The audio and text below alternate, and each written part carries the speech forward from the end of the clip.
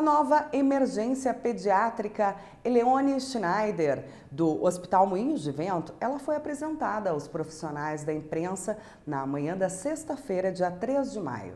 Localizada no bloco A da instituição, a estrutura possibilitará o aumento de 40% nos atendimentos às crianças e fortalecerá o sistema de saúde na capital gaúcha, que há 15 anos não apresenta um novo serviço de emergência pediátrica. Alexandre Appel, editor-chefe do Consumidor RS, esteve na coletiva de imprensa.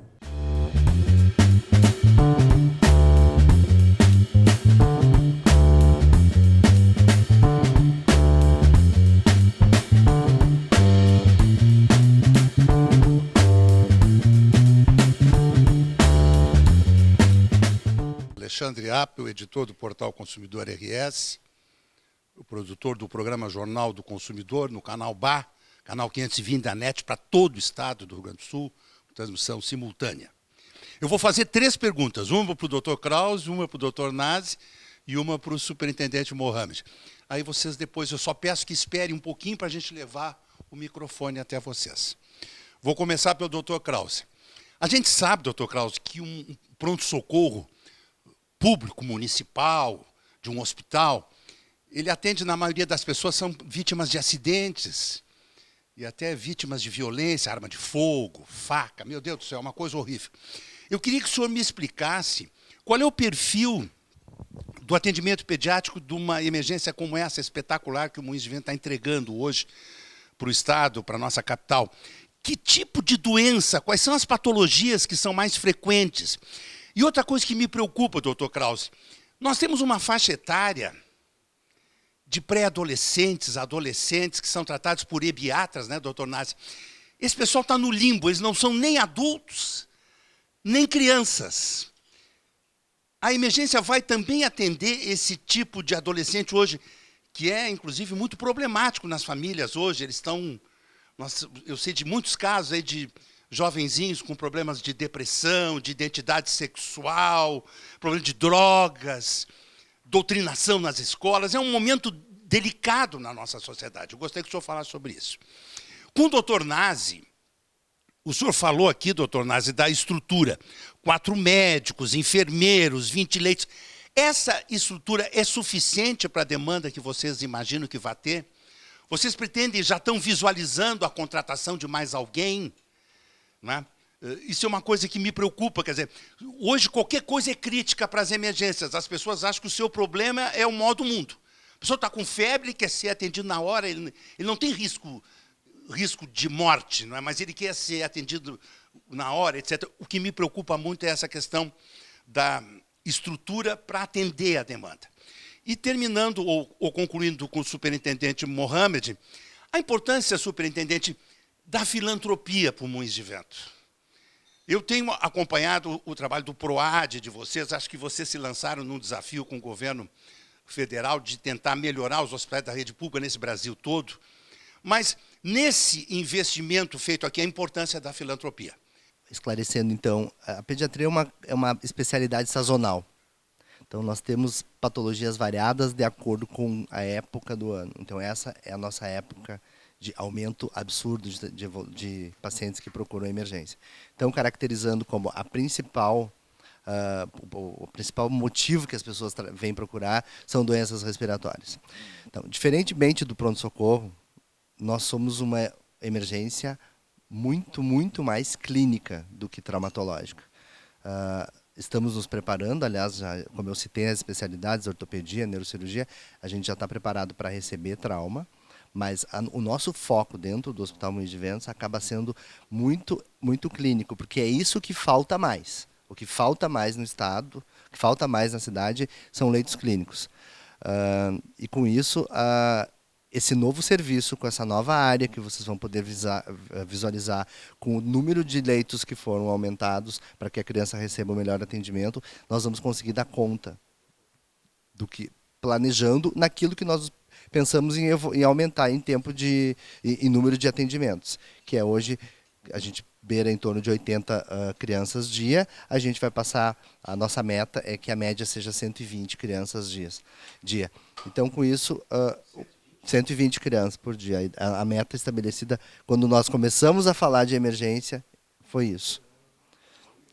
É um volume alto. É um volume alto de crianças. E do jeito que as coisas estão no caminho ao contrário das outras unidades da cidade, que estão fechando, reduzindo leitos, nós estamos fazendo o contrário. O ano passado, a gente já fez uma modificação importante na pediatria. Nós passamos de 35 leitos para 47 leitos de internação. Então, nós já aumentamos essa capacidade. Então, agora, com essa capacidade aumentada, a emergência nos oferecendo um número de pacientes maior, o hospital vai circular mais. E eu arrisco a dizer que, do ponto de vista clínico, nós certamente somos a emergência com o hospital com maior volume de atendimentos e de rotatividade de pacientes. Tem, claro, que outras patologias, eu falei dessa coisa sazonal, mas estamos nos tornando hoje referência para a oncohematologia. O Estado já está sabendo disso. Nós já fizemos transplante de medula óssea, nós temos um time de oncologia e hematologia pediátrica de primeira linha dentro do hospital. Então, muitos diagnósticos acontecem ao longo dos meses de crianças com doença oncológica e hematológica. E a outra referência que nós sempre fomos é a neurocirurgia. Vêm pessoas de outros estados fazer cirurgias que só são feitas aqui. Então, assim, tentando resumir um pouquinho o número de doenças mais frequentes, podem ser essas. Agora, quanto aos adolescentes, sim, a gente tem um olhar super interessante para cima deles. Porque a ebiatria, ela é uma área da pediatria. O pediatra faz... Primeiro ele é pediatra, depois ele é ebiatra. Então, o comitê de adolescência é dentro da Sociedade Gaúcha e Brasileira de Pediatria. Então, sim, a gente tem um olhar muito importante para essa área. Temos atendido internados. Ano passado, a gente teve 6 crianças internadas com tentativa de suicídio. Eu tenho criança de 13 anos internada com anorexia. Então, na verdade, esse olhar, sim, ele é feito por nós. Claro que, eventualmente, vai extrapolar a faixa etária, mas lembre-se que esse hospital é uma continuidade. Ele se nasce aqui e pode se morrer aqui. Então, se esse paciente passar da faixa etária pediátrica e passar para a clínica, ele vai ter a continuidade, porque tudo pode acontecer aqui dentro. Alexandre, primeiro eu queria te agradecer a pergunta. Eu sempre vejo que a gente tem na área de jornalismo especialistas em política, em economia, mas em medicina a gente não tem. Eu acho que tu te aproxima bem, tu podia te candidatar administração hospitalar, porque eu acho que a tua área é fantástica. Eu acho que tu é um sujeito que tem muita sensibilidade, tem vivido muito isso e tem nos ajudado muito no projeto nosso. Especificamente com relação à tua pergunta, Apel, eu acho que ela é muito pertinente, especialmente porque nós estamos entrando no inverno, né? E o medo quando a gente abre uma emergência é o quê? A superlotação, né? Então, de que forma nós nos estamos estruturados para atender este inverno, que nos preocupa sobremaneira, porque a gente está inaugurando com todas as pompas, mas não pode a funcionalidade comprometer o nosso projeto. Então a gente criou o seguinte: nós temos um grupo de 4 médicos pediatras trabalhando de forma ininterrupta 24/7, né? 7 dias na semana, 24 horas. O grupo de pediatria, nós tínhamos 2 áreas de atendimento aqui, né? Uma área aqui no 5º andar, não sei se vocês conheciam já, e uma área na própria emergência pediátrica. Juntamos o staff, eram 2 aqui, 2 lá, agora tem 4 médicos trabalhando na emergência 24 horas. E o que é mais interessante é que nós também, preocupados com a superlotação, criamos a retaguarda para a emergência. Isso também é um diferencial.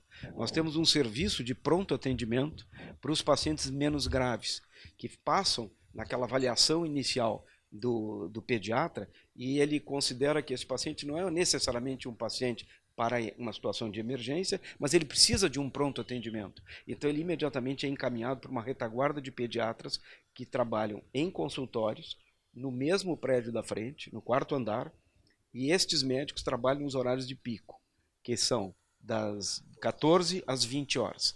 Achamos que podemos até expandir esses horários se nós tivermos movimento. Mas especificamente, então, Operação Inverno está preparada. a nossa emergência pediátrica com suporte de retaguarda para eventual superlotação. Obrigado pela pergunta também, Apel. A pergunta do Apel é sobre filantropia, né?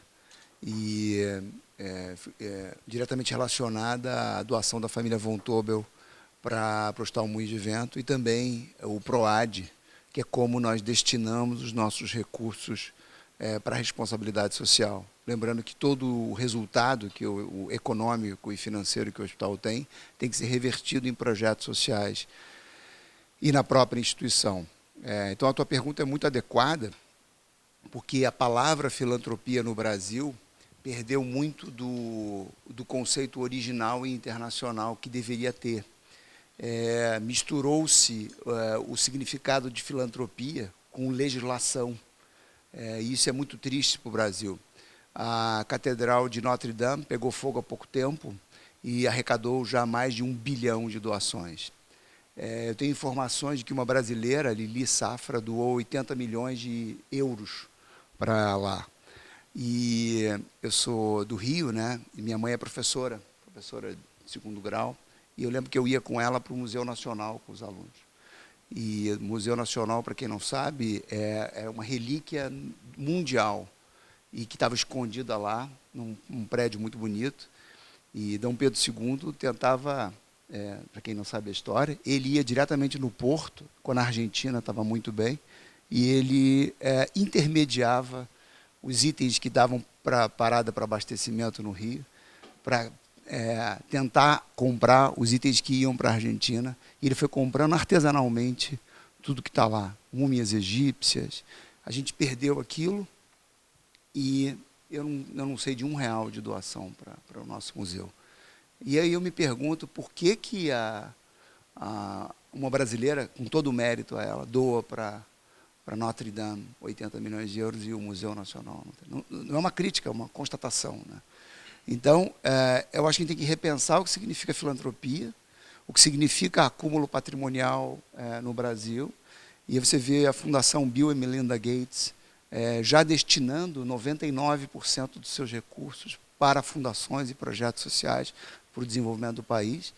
Então, eu aqui aclamo a família Von Tobel, como a família Gerdau, como os Ling, como a família Grandene, que acabou de anunciar a doação para a Santa Casa, num projeto similar ao nosso. Então, é gente que está plantando as primeiras sementes de um comportamento diferente em nós, brasileiros e latino-americanos. Então, eu quis recapitular o significado da filantropia para dizer a importância de retribuir com uma parte para um projeto social. Um outro tema importante, Apel, é a relação privado e público. A gente acabou de chegar da Johns Hopkins, o Nazi foi comigo, e outros, a gente tem ido seguidamente lá. O nosso modelo é um modelo similar ao da Johns Hopkins, que é uma filiação muito profunda na faculdade, na pesquisa, nos serviços médicos, no modelo de atendimento. A Hopkins arrecada 500 milhões de dólares por ano, meio bilhão por ano só de doações, seja de pequenas doações, e ela é privada. Harvard tem um fundo que eu nem sei qual o montante que ele tem no fundo existente. Então, instituições filantrópicas privadas fazem parte do eixo estratégico de desenvolvimento do país. Então, ter uma medicina de ponta, juntamente com o Albert Einstein, com o Sírio-Libanês, com a HCOR, com o Hospital Moinhos de Vento, que fazemos parte do PROAD, é desenvolver o país, desenvolver a medicina, e os resultados gerados são devolvidos para a população através de projetos sociais.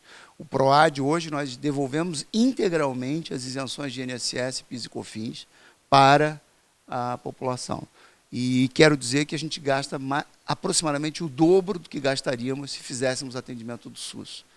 Então, hoje, o Moinhos de Vento investe aproximadamente 100 milhões por ano de devolução para o sistema de saúde em projetos sociais via filantropia. Então, quando a família Von Tobel, Ricardo, o João e o Rodrigo e a Dona Elone fazem esse tipo de investimento, eles também estão devolvendo para o país, para a medicina e para a sociedade em projetos sociais, como está lá de pé o Hospital da Restinga. Agora a gente está apoiando os hospitais do Rio de Janeiro, os hospitais federais, a pedido do presidente da República.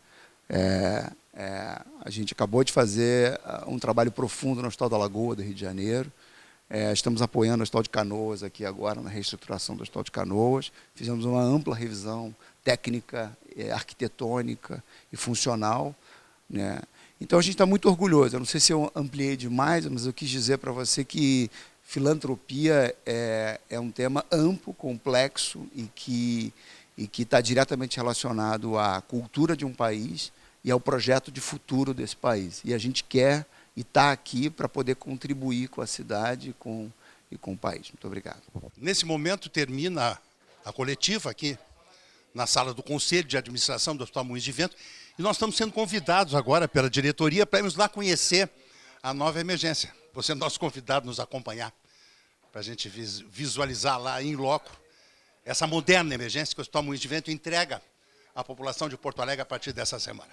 Nessa parede está descrito aí, caso vocês não tenham percebido, o paciente se dirige diretamente à identificação. Quem fica aqui também observando com o estado do paciente, ou a atividade do paciente, é uma técnica de enfermagem que fica nessa posição aqui, que chama acolhimento. Então, a partir daí, o paciente passa a ser chamado com a enfermeira para fazer a classificação de risco. Daí a gente vai fazendo o segmento. Nesse momento, acompanhando a direção, superintendente executivo Mohamed Parrini, doutor Nazi, doutor João, chefe da pediatria, vamos começar a fazer uma visita aqui, guiada, dentro da emergência nova. Eu queria falar com o superintendente Mohamed sobre o projeto arquitetônico. Vamos chegar um pouquinho para o lado aqui, senão os colegas brigam com a gente. O projeto arquitetônico, o que foi levado mais em consideração, Mohamed? Na verdade, a gente fez uma cocriação, tivemos 3 equipes de arquitetos diferentes atuando em conjunto, a nossa equipe do marketing, a nossa equipe de experiência do paciente. O que foi levado principalmente em consideração, como na Hopkins, é ter um ambiente específico para a criança, que olha para as necessidades da criança, se filmarem essa área aqui, que você vai mostrar daqui a pouquinho, essa área de entrada, um ambiente lúdico, para diminuir a dor e a ansiedade das famílias, um fluxo específico tanto para pacientes não graves quanto para pacientes muito graves, com uma ambulância conectada aqui, um tomógrafo de baixa radiação conectado, próximo do centro cirúrgico, e uma experiência totalmente nova. É difícil convidar a vir a conhecer uma emergência pediátrica, eu espero que não precisem, mas se vierem vão ver que é uma experiência nova e encantadora. Muito bem, vamos continuar a nossa visita. Vamos liberar o superintendente e vamos junto aqui. Vamos percorrendo aqui. O doutor João já está aqui. Quantos consultórios são, doutor João? 4 consultórios. Temos um consultório montado aqui. Esse é um consultório mais convencional. E depois a gente tem mais... Esse é o mais convencional. Esse é aquele consultório clássico, né? Uma cadeirinha lá, 2 aqui.